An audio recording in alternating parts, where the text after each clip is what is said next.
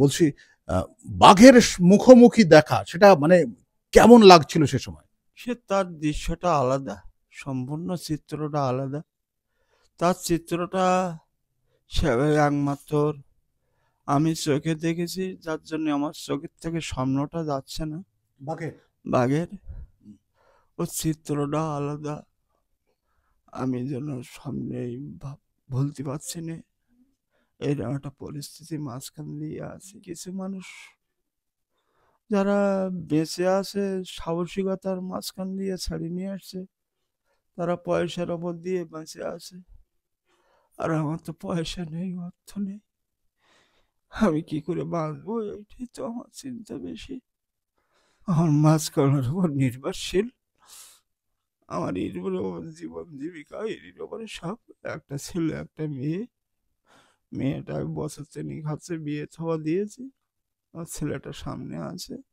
নমস্কার, ইন্ডি নিউজ 24 থেকে আমি রয়েছি শঙ্কর সাত্রা আপনাদের সঙ্গে। তবে এই মুহূর্তে আমরা যার পাশে বসে রয়েছি, শুনেছেন যে সুন্দরবনে মানুষেরা প্রান্তিক মানুষ, তাদের রোজগার বলতে নদীর মাছ কাঁকড়া আর জঙ্গলের মধু, এর বাইরে কিন্তু তাদের সেরকম ভাবে রোজগার নেই। আর আমার পাশে যিনি বসে রয়েছেন, ইনি কয়েকদিন আগে বাঘে আক্রান্ত হয়েছিলেন আর এই মুহূর্তে চিকিৎসায় রয়েছেন, সোনারপুরে রয়েছেন। আপনার নামটা যদি প্রথমে একটু বলেন। আমার নাম ঝন্টু মণ্ডল। কি হয়েছিল? আমার বাঘে আক্রান্ত করেছিল। আমি খাল থেকে আসছিলাম, তখন বাঘ ঝাঁপিয়েছিল। আমি ওই বাঘটাকে সামাল দিয়ে এরকম ধাক্কা মেরে ফেলে দিলাম, আমাকে আবার জাম মেরে এখানটায় ধরেছে, কামড় দিয়েছে। তখন আমি হাঁক দিয়েছি, এই বলে হাঁক দিয়েছি, জোরে চিল্লে উঠেছি। আর আমার পাশে আমরা তিনজন জঙ্গলে গিয়েছিলাম, তিনজনের থেকে একজন এসেছিল, এসে বাড়ি মেরেছে বাঘে মাথায়কে।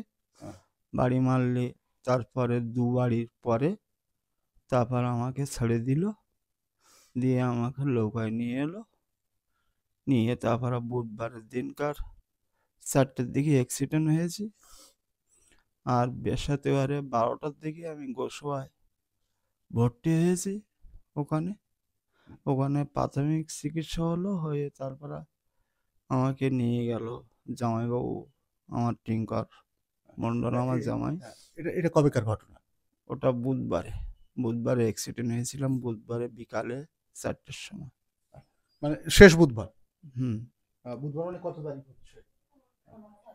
15 তারিখ। 15 জানুয়ারি।